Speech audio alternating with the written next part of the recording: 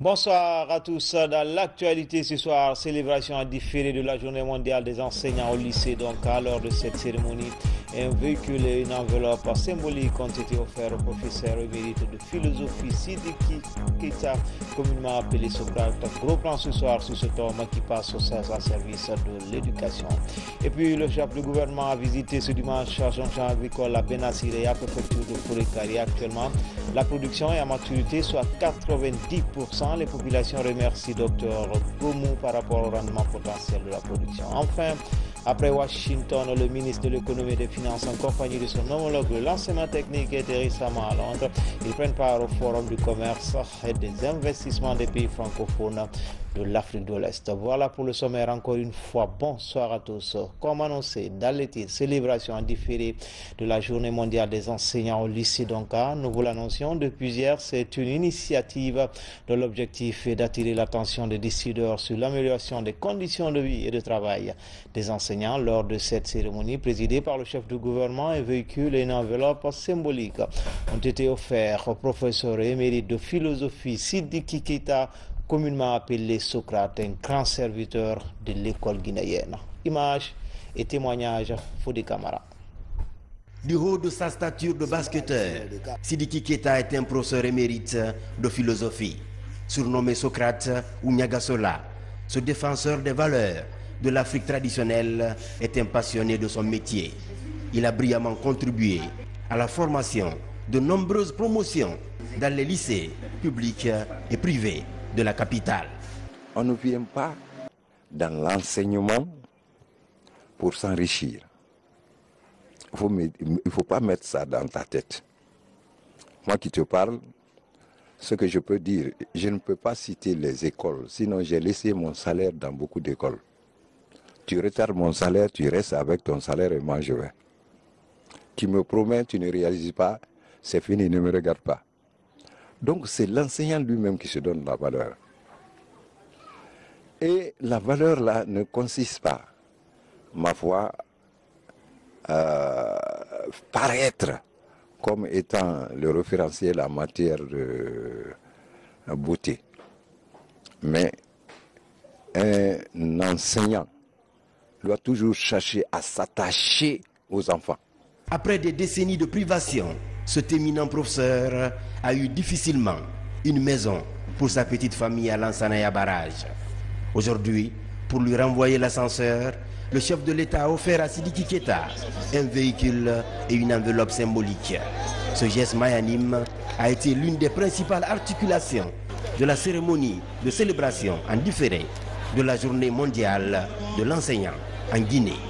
Notre système d'éducation, il faut insérer tout le monde et que chacun donne ses idées pour que, n'est-ce pas, le système soit sur les rails. Si les gens se sont déplacés pour venir au lycée d'Onka pour un plaidoyer en faveur de la politique holistique de la profession enseignante, mais aussi l'élaboration d'un cahier des charges à l'attention des autorités, je crois qu'ils n'ont travaillé que pour eux-mêmes, puisqu'on dit par endroit tout ce qu'on fait pour toi, sans toi et contre toi.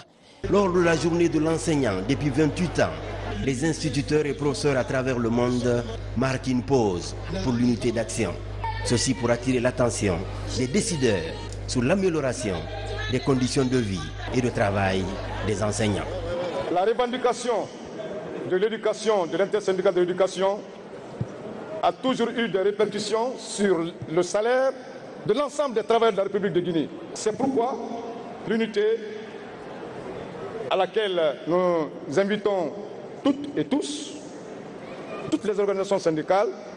L'enseignant est le seul artisan qui a le don naturel de mouler les esprits pour construire l'avenir de la nation. Aujourd'hui, ce dur labeur est reconnu à sa juste valeur. Un enseignant bien formé, bien nourri, bien logé et valorisé donnera nul doute le meilleur de lui-même. Il serait même capable de se surpasser. Beaucoup d'efforts ont été fournis ces dernières décennies. Beaucoup reste encore à venir. Lors de mon intervention à la tribune des Nations Unies, le 21 septembre 2021, à l'occasion du sommet sur la transformation de l'éducation, j'ai exposé la vision du gouvernement guinéen sur l'avenir de l'éducation dans notre pays et pris des engagements forts pour arriver à une éducation de qualité attrayante pour tous. Pour la transformation structurelle de l'éducation en Guinée, des plaidoyers ont été formulés pour l'accès au logement décent, mais aussi à la poursuite des efforts pour la reconnaissance du mérite, à l'image de cette distinction de Sidiki Keita, Socrate pour les intimes. Au ministère de l'enseignement technique, à l'heure est à la validation de la stratégie nationale, une avancée qui donne à tous une meilleure lisibilité sur les objectifs du ministère à court, moyen et long terme. Le programme est accompagné par l'UNESCO, dont le directeur Afrique de l'Ouest a fait le déplacement sur Conakry pour prendre part aux travaux. Thierno Ousmane Diallo, Amarako Bassouma. Le document de stratégie nationale de développement de l'enseignement technique et de la formation professionnelle va servir de référence dans l'élaboration des politiques publiques pour booster le secteur et encadrer toutes les interventions. Cela fait un peu plus d'1 an que les consultations ont débuté pour mettre à disposition un document de politique nationale à l'enseignement technique.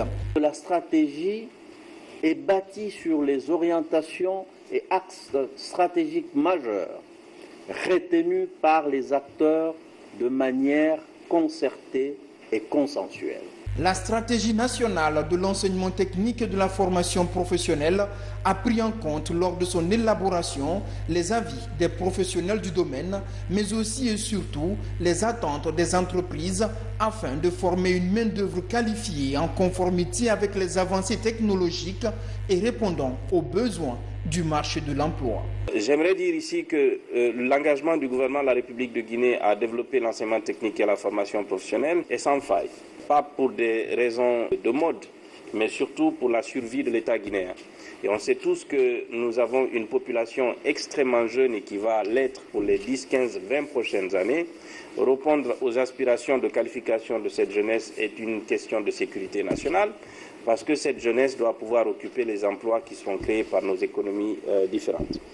Après la validation de la stratégie nationale de développement de l'enseignement technique, les réflexions vont notamment porter sur la budgétisation des actions à mener ou encore l'identification de projets de loi pour faciliter la mise en œuvre de toute réforme pouvant contribuer à la transformation structurelle de l'économie nationale avec des techniciens qualifiés issus des structures de formation professionnelle guinéennes.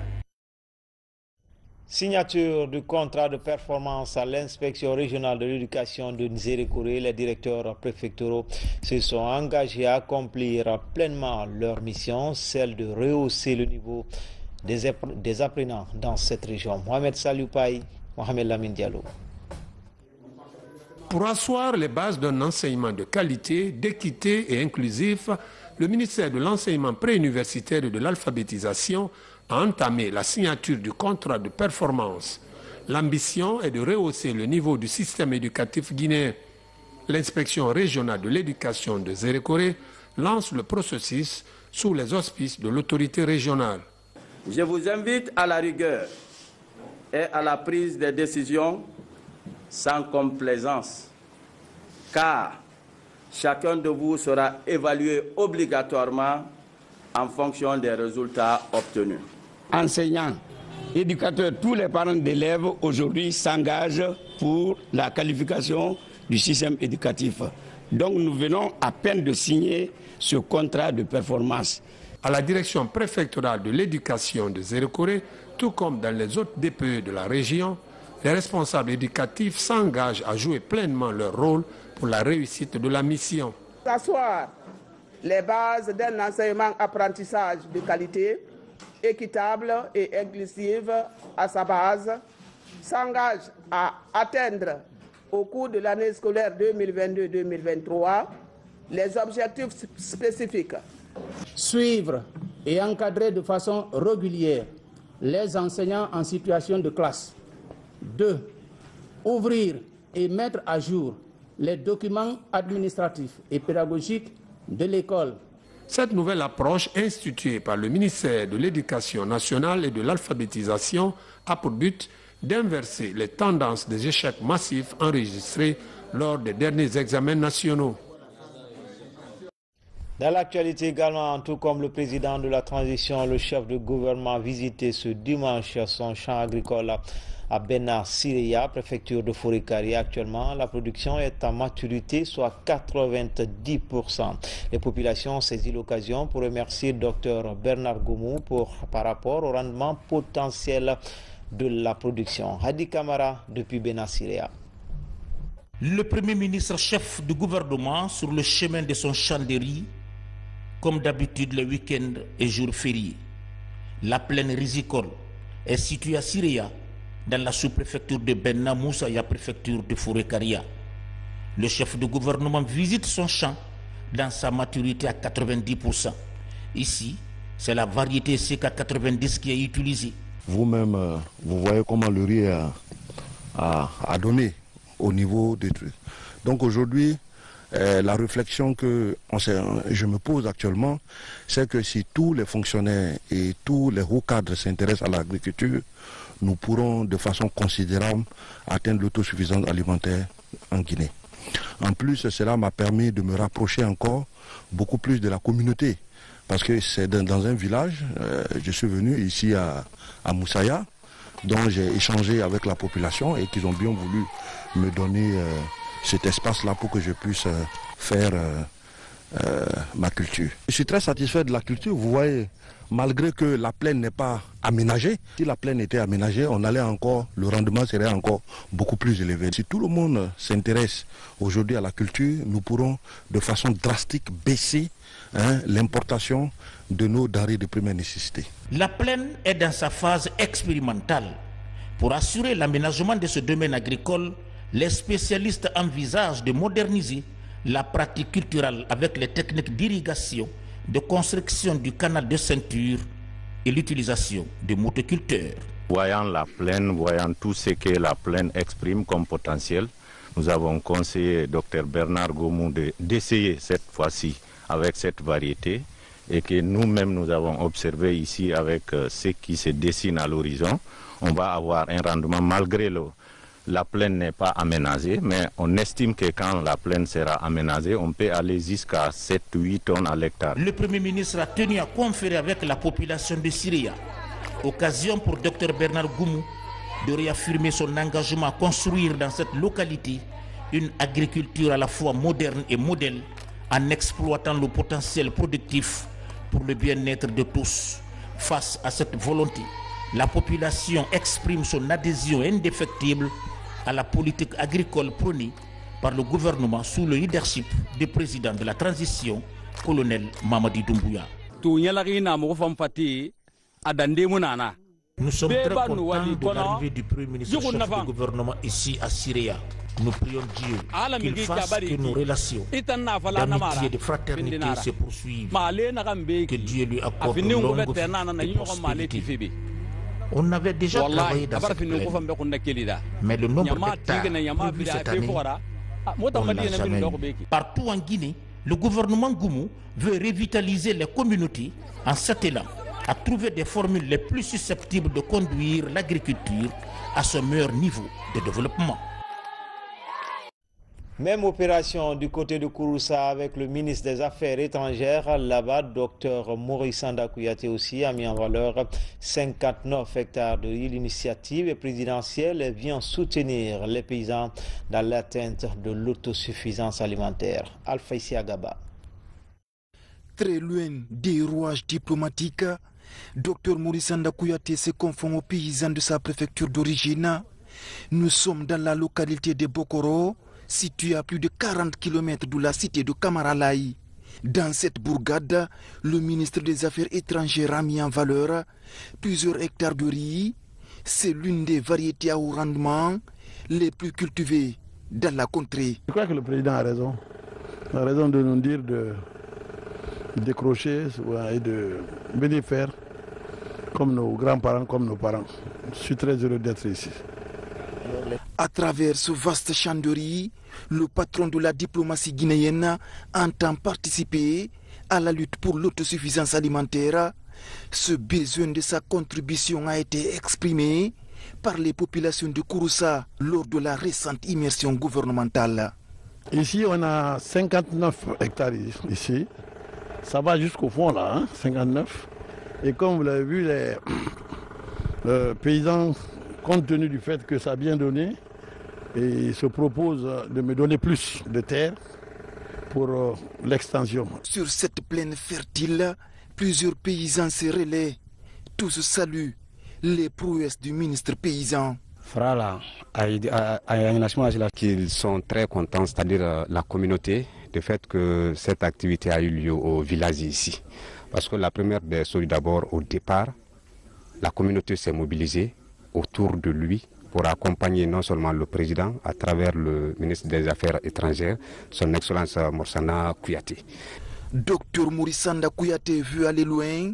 Si ce coup d'essai est déjà un coup de succès, les diplomates envisagent la mise en valeur de plusieurs autres hectares de riz ici, dans la préfecture de Kouroussa. Volet environnement dans la région forestière, le processus de suivi-évaluation des sites reboisés est en cours.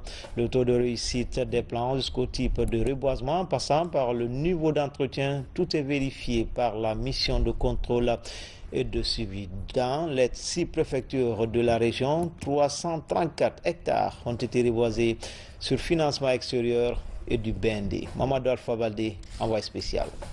Sur ces pistes difficiles, à 4 roues, parfois à 2, ou à pied, la mission de contrôle et d'évaluation des sites reboisés entend visiter l'ensemble des plantations réalisées cette année. Des superficies à l'écartement des plants et leur âge, en passant par les taux de réussite, tout est revu. Ici, nous avions réalisé 3 hectares de plantations forestières composées de mélina, de teck et de lingué. Par le passé, les gens aimaient faire un tape à l'œil. C'est-à-dire qu'ils ont des contrats et ils le font des débarras. Et ça reste comme ça.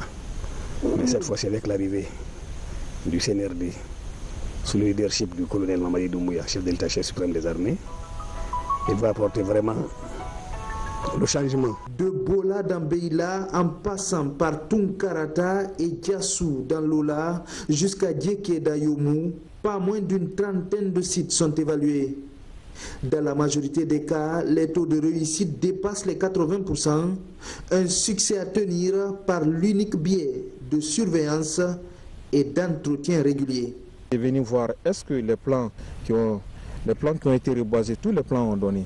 Si tous les plans n'ont pas donné, les plants qui sont morts sont directement remplacés. Et ensuite, il faut procéder au remaniement pour la protection et réellement des plants qui ont été reboisés pour que les plants puissent bien végéter.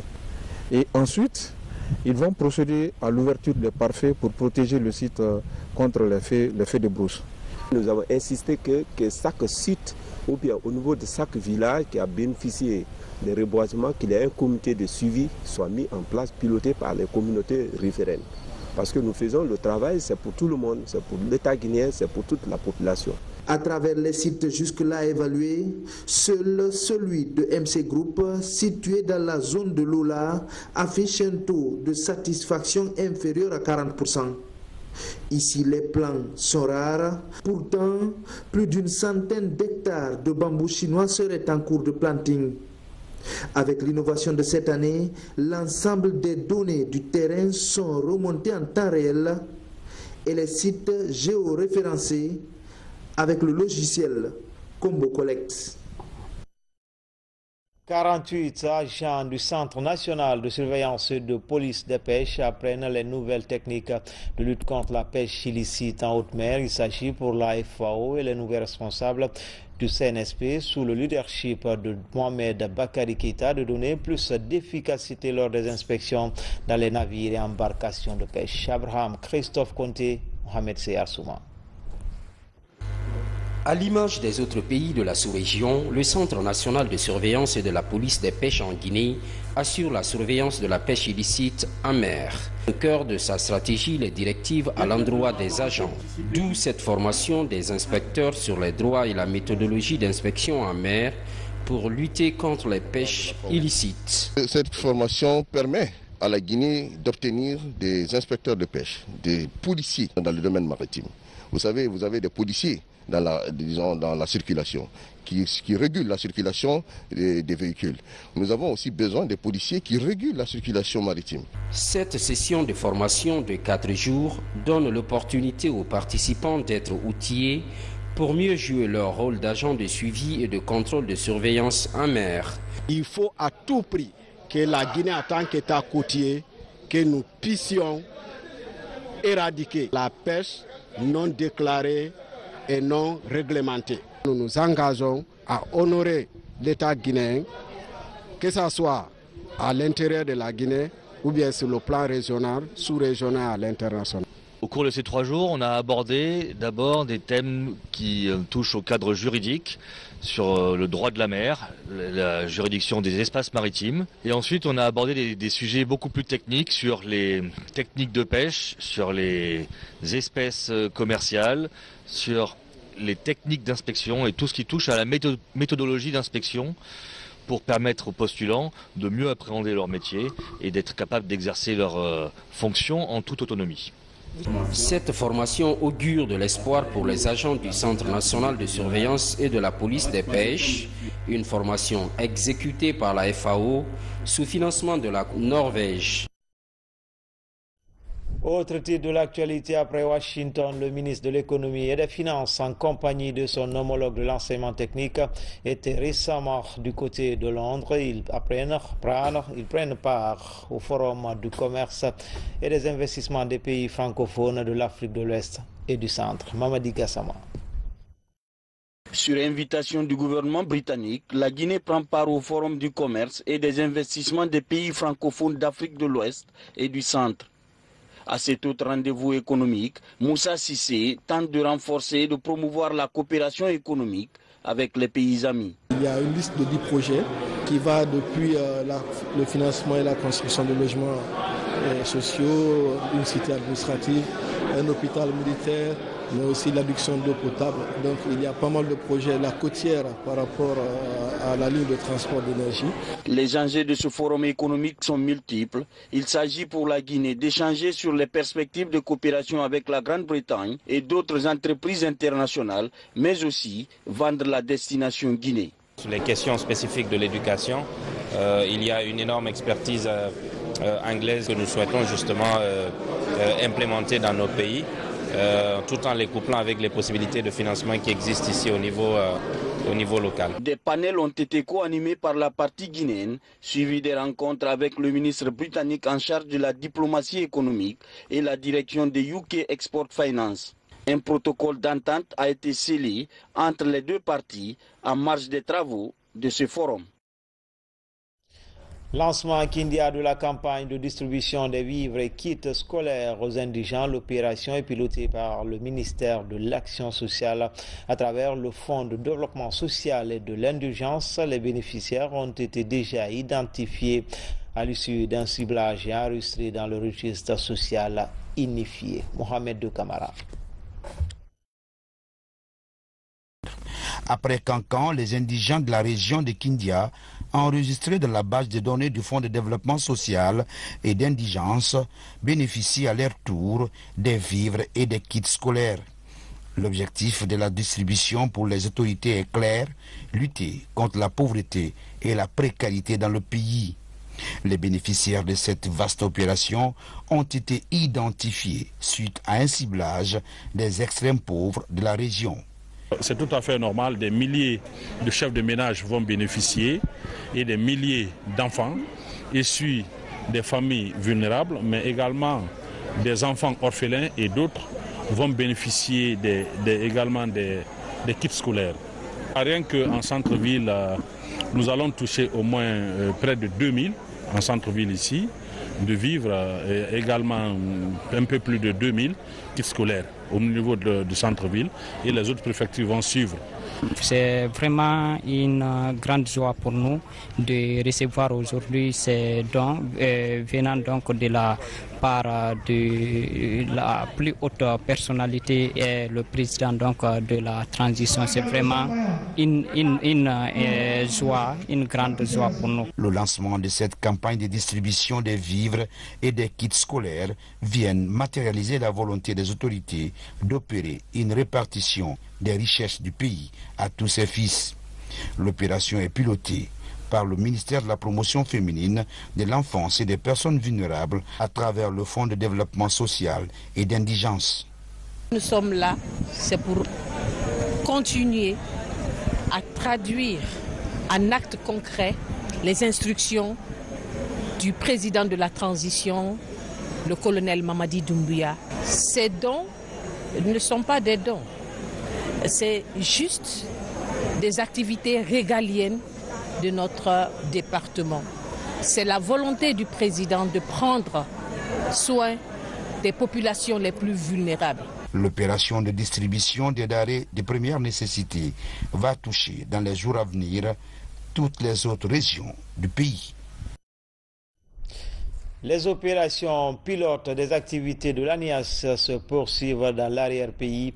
Depuis 3 jours, les 120 assistants communautaires sont édifiés sur le processus de validation des ménages devant bénéficier des transferts monétaires. L'idée d'ajouter aux critères de choix la dimension communautaire afin de valider les ménages qui se trouvent dans l'extrême pauvreté. Abdul Karim Kamara. Voici les villes de Beila, de Dabola et de Tougué. Elles font partie des 9 préfectures pilotes des transferts monétaires de l'ANIES, des localités d'une grande pauvreté identifiées grâce à l'enquête légère pour l'évaluation de la pauvreté. L'indice de la pauvreté est donné dans chaque zone conformément à ce rapport. Ces éléments nous ont permis de faire le ciblage géographique comme zone pilote les 9 préfectures pour lesquelles nous allons commencer les opérations de l'ANIES. Après la collecte de données sur les indicateurs socio-économiques, ces agents sont déployés pour le choix des ménages pauvres.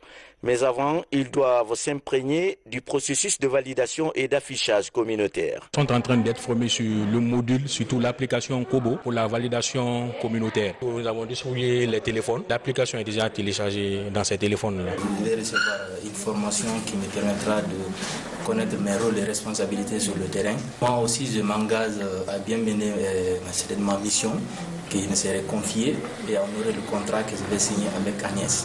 Pour mener à bien cette stratégie de réduction de la pauvreté dans ces préfectures, l'ANIES met à contribution les autorités à tous les niveaux. J'ai un appel solennel et pressant à l'endroit des administrateurs territoriaux. Je leur demande de les laisser libres de faire leur travail au bénéfice des futurs citoyens qui seront sélectionnés par rapport à une assistance pour aider à la mission d'atteindre ces objectifs. Nous sommes là pour ça, pour accompagner le chef suprême des armées. Il a vécu le quotidien du Guinéen. Nous ne pourrons que renforcer, consolider tous ces acquis. En plus des téléphones, les assistants sont aussi dotés de kits, notamment des boîtes pharmaceutiques. La base de données de l'ANIES compte plus de 200 000 ménages, mais 150 000 vont bénéficier des transferts monétaires, y compris les 20 000 de la zone spéciale de Conakry. En déplacement, le ministre de la Santé dans les structures sanitaires des préfectures de Kankan, Mandiana et Sigiri, Dr Mamadou Pete Diallo, est allé constater de la disponibilité des produits pharmaceutiques après la fermeture des pharmacies clandestines dans ces différentes localités. Eugène Donamou, Aboubakar Diaby. Le ministre de la Santé est à pied d'œuvre pour s'assurer de la disponibilité des médicaments dans les formations sanitaires à l'intérieur du pays. Les préfectures de Kankan, Sigiring et Mandiana constituent les premières étapes de cette tournée de Dr Mamadou Pete Diallo dans la savane guinéenne. Les structures de santé de ces préfectures sont visitées et la détermination du chef de l'État à doter notre pays d'un système de santé fiable et durable est rappelée. Ma visite personnelle à Kankan, c'était vraiment suite à la mission à l'abbé, c'est de me rendre compte sur le terrain de l'application des décisions du gouvernement de transition sur l'approvisionnement des populations en médicaments. Tout ceci pour prendre contact avec les équipes, vérifier visuellement la disponibilité des médicaments dans les formations sanitaires, écouter les doléances des populations et utiliser ma présence pour passer les messages du CNRD et du gouvernement, à savoir La fermeture des points de vente illicites et des ventes au marché ne veut pas dire que les médicaments ne sont pas disponibles. Notre système de santé est actuellement approvisionné à près de 85 à 86% dans toutes les structures de santé. Partout, les efforts des responsables et personnels ont été soulignés pour bien mener cette vaste aventure d'assainissement du secteur de la santé. Comme mesure d'accompagnement, nous avons invité toutes les structures à venir déposer leurs commandes et je pense que les commandes ont été servies à 100%. Et je pense que l'arrivée du ministre et le voyage avec monsieur le gouverneur a permis de voir tout cela de visu et les médicaments existent. Il y a des pharmacies qui ont les licences et qui continuent de travailler. J'ai aussi autorisé ces pharmacies à aller s'approvisionner en médicaments de qualité au dépôt de la PCG. Le ministre de la Santé a donné de fermes instructions aux inspecteurs régionaux de la santé et aux directeurs préfectoraux de la santé pour entamer dans un bref délai des visites inopinées de contrôle périodique de leurs circonscriptions respectives pour répertorier les zones reculées en manque de médicaments. L'hôpital préfectoral de Pita, désormais 2 étoiles d'or, c'est une récompense basée sur la qualité des services dans la lutte contre le taux de mortalité maternelle et néonatale et infantile. Le ministère de la Santé et ses partenaires comme JPAEGO entendent ainsi célébrer les bonnes pratiques dans les structures sanitaires du pays. RTG Mamou, Mamadou Patibaldi. De santé urbaine de Dawsaré vient de décrocher sa 2e étoile d'or en matière d'accès à des soins de santé de qualité avec une performance globale de 90,33% contre la norme requise de 85%. Il y avait 3 domaines à évaluer, les soins obstétrico-néonatales d'urgence, et là il fallait que le centre de santé puisse obtenir 85%, la planification familiale où le centre de santé devait avoir aussi 85% et la PCI où le centre de santé devait avoir 80%. Et donc il était attendu par le ministère de la Santé que le centre de santé obtienne 90%. Et c'est ce qui a fait que le centre de santé a obtenu 90,33%. Cette étoile 2e déjà devrait être le point de départ d'un ensemble de défis à relever. Après avoir reçu un tel trophée, il nous faudra veiller à garder le capot pour soulever d'autres trophées, afin d'améliorer la qualité de nos services de santé reproductive, maternelle, néonatale et infantile. Cette distinction honorifique est due au respect des standards de performance et l'esprit d'équipe soutenu par des séries d'évaluations internes. La première performance, c'est le maintien de la première étoile.